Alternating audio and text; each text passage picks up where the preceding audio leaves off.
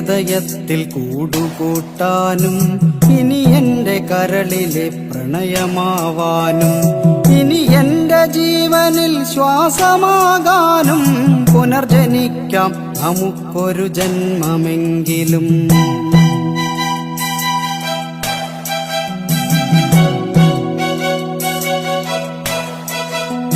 ഗതി മാറിയൊഴുകുന്ന നിള പോലെ നമ്മൾ ഈ ജന്മം വഴി പിരിഞ്ഞൊഴുകിയകലുമ്പോൾ പ്രാണനിൽ പ്രണയവും മിഴികളിൽ നോവുമായി കണ്ണീർ കയത്തിൽ നാം വിധിയെ പഴിക്കുന്നു.